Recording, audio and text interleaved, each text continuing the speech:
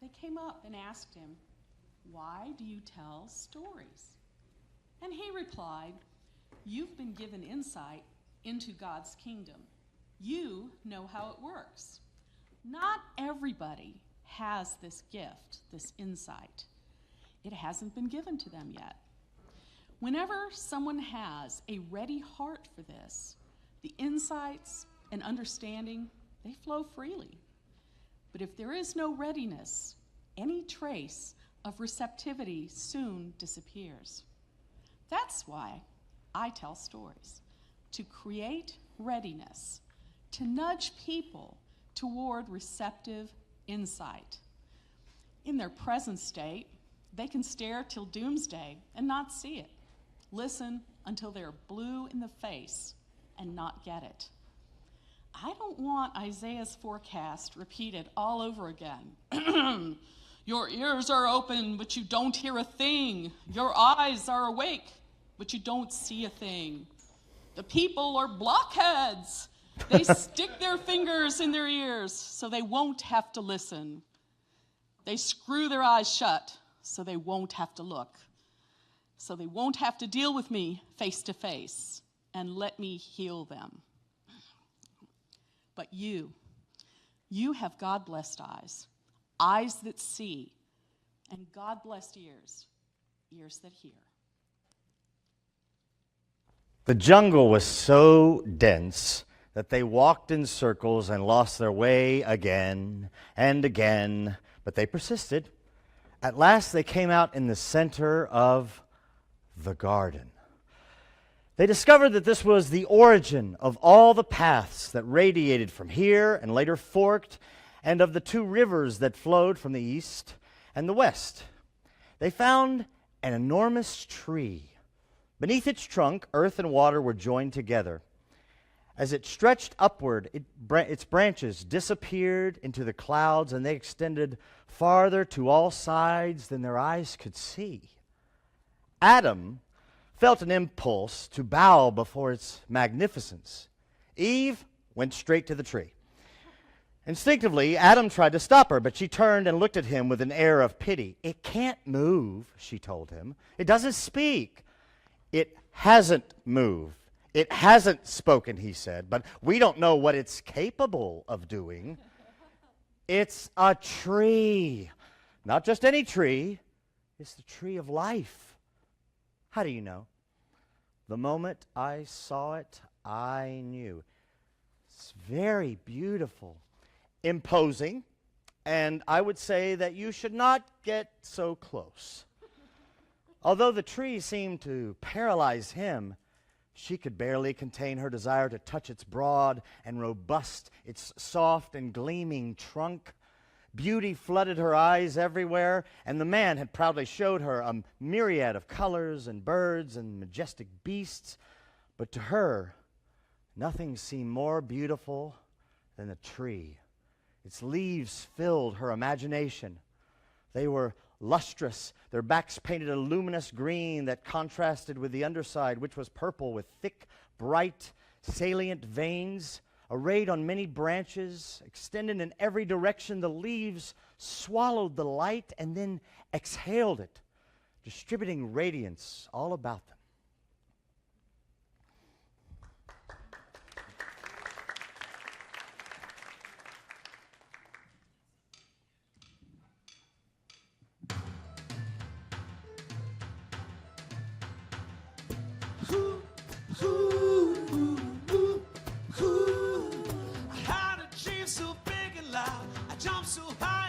The clouds. Oh, oh, oh, oh, oh, oh. Oh, oh, oh, oh, oh, oh. I stretch my hands out to the sky. We dance with monsters through the night. Oh, oh, oh, oh, oh, oh. Oh, oh, oh, oh, oh, oh. I'm never gonna look back. Whoa, never gonna give it up. No, please don't wake me now. Ooh, ooh, ooh. This is gonna be the best day of my life.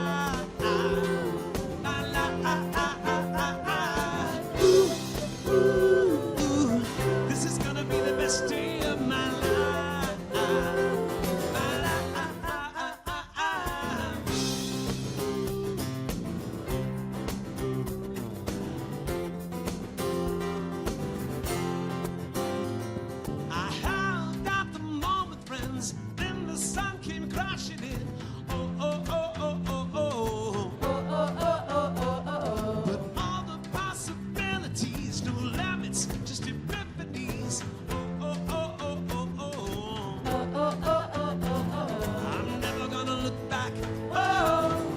gonna give it up.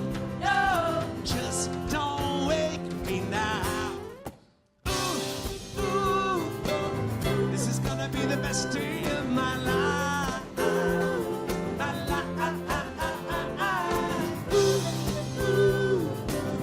This is gonna be the best day of my life.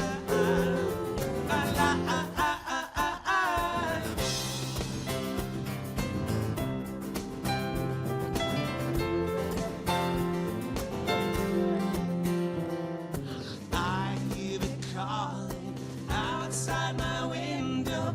I feel it in my soul. The stars were burning so bright. The sun was out till midnight. I say we lose control.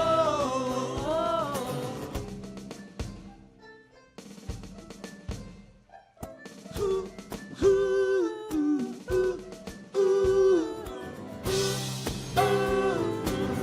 This is gonna be the best day of my life. My life. This is gonna be the best day of my life. My life. This is gotta be the best day of my life.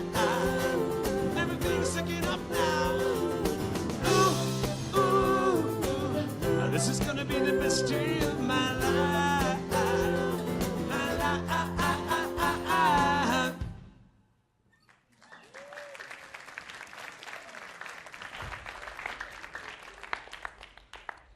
So, that wonderful story about the tree of life spelled out with so much exuberance. No wonder musicians and artists like the ones who wrote this song want to write about it, want to talk about it. The picture we have in this story of how wonderful life is familiar to us because we all often feel that welling up of just the joy of being here. But the story Jakey read also calls up for me a question or two. How do we lay hold of that tree of life? And is this like the question that we've been asking for the last couple of weeks when Tom reminded us that a guy came up to Jesus one time and said, "How can I have eternal life?" Maybe these are the same ideas, the tree of life, eternal life. And we come up with all kinds of answers when we start trying to figure out what is eternal life, what is the tree of life. And for all we don't know, maybe something we do know is it has a lot to do with right now, with this only time that we actually have to work with. And so maybe as we continue in this storyline and we're asking, how can we have eternal life? How can we lay hold of the tree of life, swing from its branches, rest in its shade? Maybe a couple of questions guide our quest. The first one, do you know who you are? Let's start there.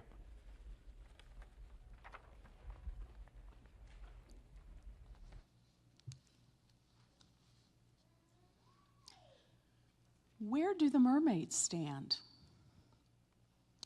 Giants, wizards, and dwarfs was the game to play. I was left in charge of about 80 children, ages 7 to 10 years old, while their parents were off doing parent things. I mustered my troops in the church social hall and explained the game.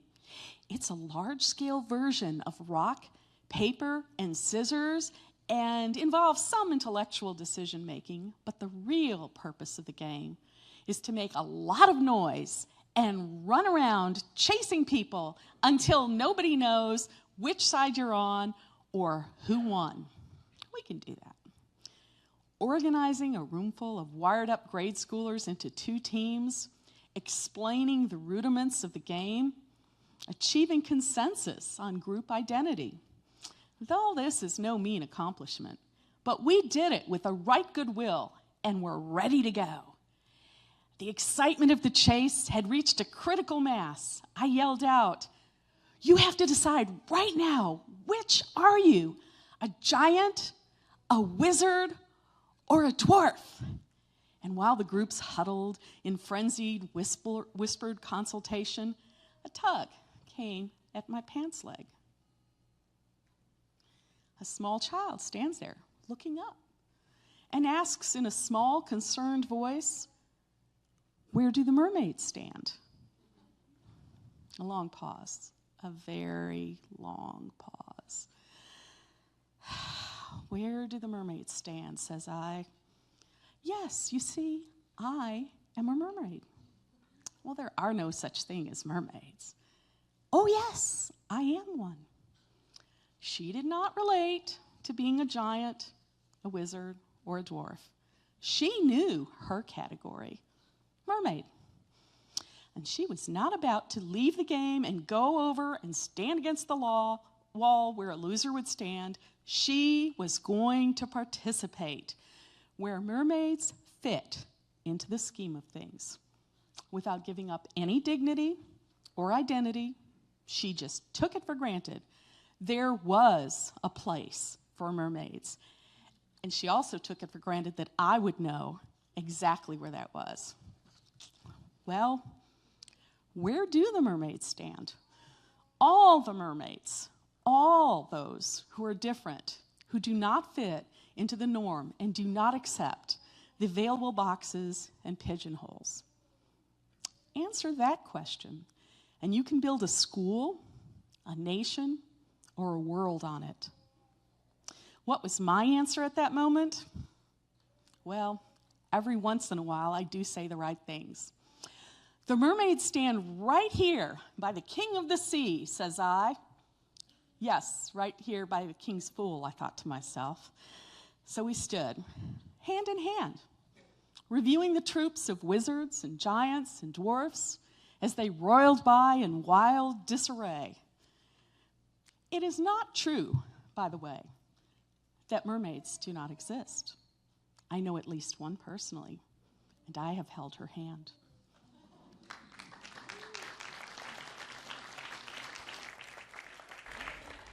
So it's always pretty important to ask the question, do I know who I am? Our personal spiritual growth, our psychological health really depends on asking that question. It depends on a commitment to introspection, knowing who we are, and perhaps learning and relearning to be comfortable in our own skin. Many forces, of course, shape who we are. That's inevitable. But each of us has the task and hopefully the choice to make sure we stay true to ourselves. Now, that idea gets thrown around a lot, right? Be true to yourself, and it sounds a lot easier than it actually is. But perhaps that young mermaid held a key. She knew that what she was asked to be didn't fit. It wouldn't work. It wasn't her. It's not that she disdained the rest of the characters. It just wasn't her. So maybe, if we can trust that it is okay to be who we are, to have our values, to have our opinions even, and our own unique characteristics, maybe we won't get worried and defensive all the time about who other people are, and we'll realize that someone else's difference is not necessarily a threat to my own difference. But getting grounded and secure in who we are is only part of the deal. Nietzsche said, one cannot build a bridge that only that one can walk across. Our happiness and our well-being are dependent upon our being open to the enjoyment and the wonder of others. And these next two pieces that we will see in here run a little bit in different directions, but they both knock at the door of our need and sometimes our failure to be aware that there's other people here too.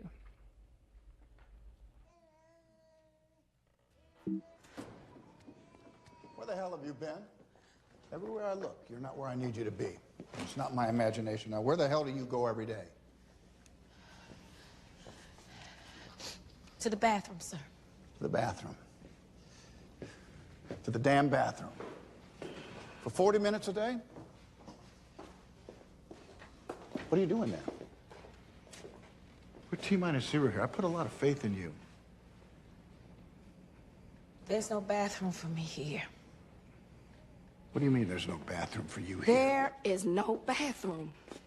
There are no colored bathrooms in this building or any building outside the West Campus, which is half a mile away. Did you know that? I have to walk to Timbuktu just to relieve myself. And I can't use one of the handy bikes. Picture that, Mr. Harrison. My uniform, skirt below my knees, my heels, and a simple string of pearls. Well, I don't own pearls. Lord knows you don't pay colors enough to afford pearls. And I work like a dog, day and night, living off of coffee from a pot none of you want to touch.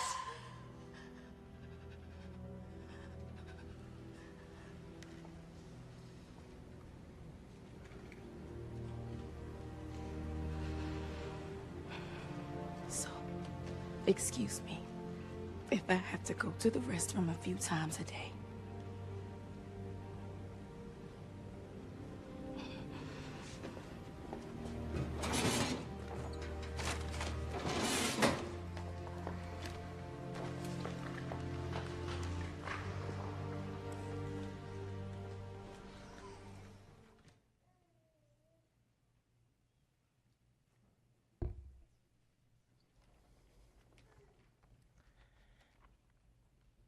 If I have one operating philosophy about life, it is this: be cool to the pizza delivery dude.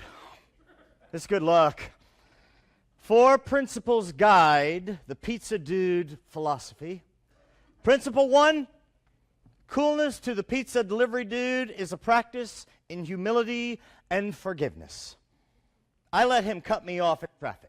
Let him safely hit the exit ramp from the left lane. Let him forget to use his blinker without extending any of my digits out the window or towards my horn, because there should be one moment in my harried life when a car may encroach or cut off or pass, and I let it go.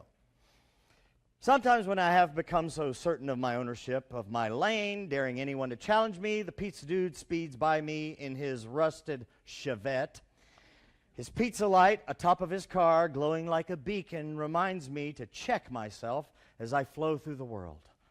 After all, the dude is delivering pizza to young and old, families and singletons, gays and straights, blacks, whites and browns, rich and poor, vegetarians and meat lovers alike. As he journeys, I give safe passage, practice restraint, show courtesy, and contain my anger.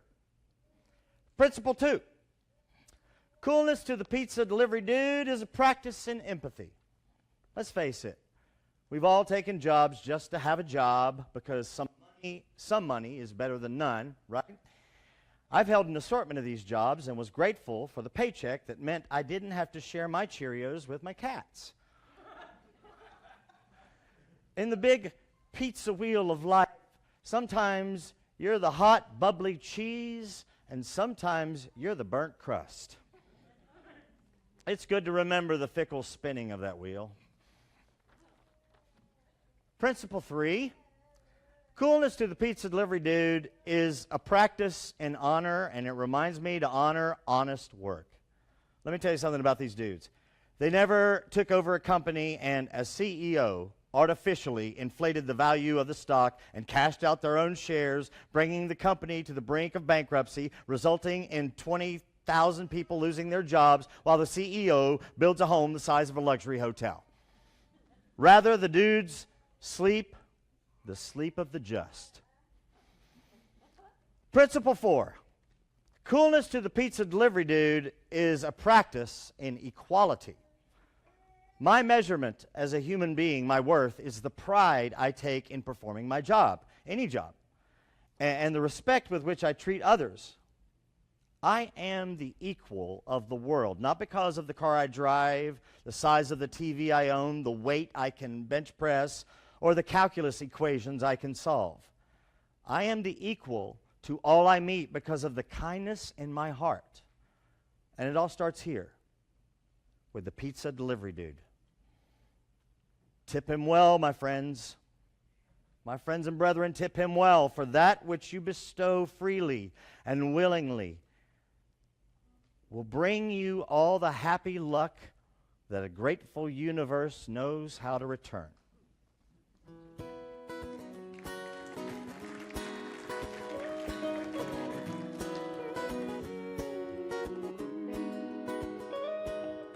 We have fallen down again tonight. In this world it's hard to get it right. Trying to make your heart feel like a glove. What it needs is love, love, love. Everybody, everybody wants to love. Everybody, everybody wants to be loved. Love. Oh, oh, oh. Everybody, everybody wants to love. Everybody, everybody wants to be loved. Oh, oh, oh. Oh.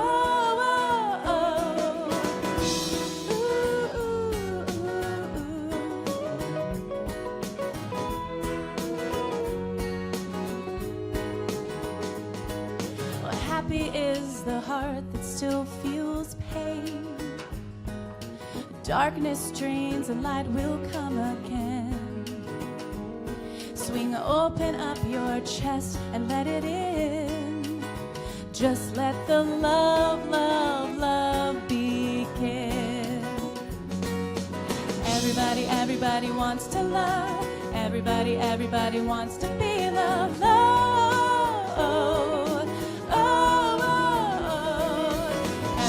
Everybody wants to love. Everybody, everybody wants to be loved. Oh, oh, oh, oh, oh. Everybody knows the love. Everybody holds the love. Everybody falls for love. Everybody feels the love. Everybody steals the love. Everybody heals with love.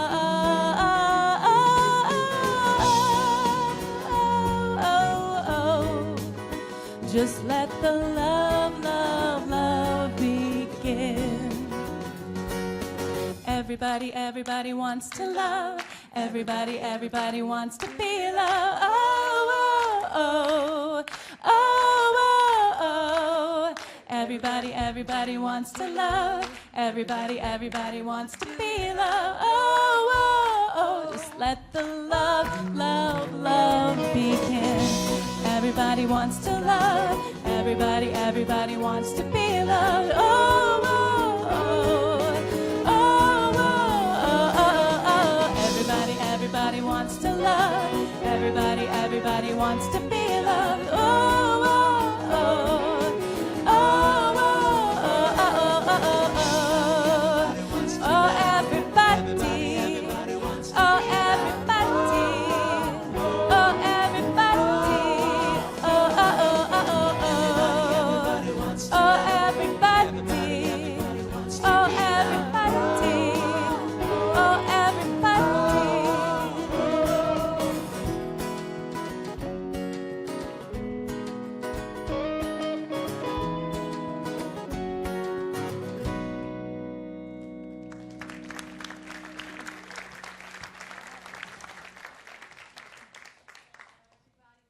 Be loved, right? And sometimes we get it right, sometimes we get it wrong. And books and stories and film and music all can remind us, raise our awareness again of these two important questions of loving ourselves and remembering the presence, the importance, and the needs of others. You know, Mary Oliver said that we kind of have two choices, and she lays those choices out for us in a very interesting way, and I want to share that with you. We're here today to sort of think about our options. We get to remember our failings, and we do, and we also get to review our option for renewal. And so here's what Mary Oliver says about life and the choices that we have. There are many ways to perish or to flourish. How old pain, for example, can stall us at the threshold of function, or memory, can be a golden bowl or a basement of light. For which reason a nightmare will visit you and say, you need to know this. Some memories I would let go of if I could. Some I would not give up. On the point of death, they are the bright hawks of my life. Still, friends, consider stone that is without fret of gravity, and water that is without anxiety, and pine trees that never forget their recipe for renewal. She shows us that from nature there is hope, that when we didn't get it right, we can start again. We all get to give and get a chance for renewal, for resurrection, as we talked about so many weeks after Easter. We have this ongoing chance for starting again when we didn't get it right. And even if we start with small knowledge, small courage, small power, there is still hope for us. So, one final reading today, this from the Word of Jesus, that reminds us of hope, mystery, and faith as we try to lay hold of the gift of life and live it to its fullest. God's kingdom is like a mustard seed that a farmer plants. It's quite small as seeds go, but of course with years, it grows disproportionately large, and eagles take their nest in it. God's kingdom is like yeast that a woman put into a batch of dough, and it made dozens of loaves, and she waited for the yeast to rise. God's kingdom is like a seed that's thrown into the field by a farmer, and whether that farmer sleeps or whether he wakes, all by itself the seed grows, though the man knows absolutely nothing about how this works. The earth does it all by itself. First the stem, and then the stalk, and then the harvest. We all get that chance for renewal. So I'd like to invite you now to stand up and let's take one another's hands. We're going to sing our blessing song together, and then I'll say a final word.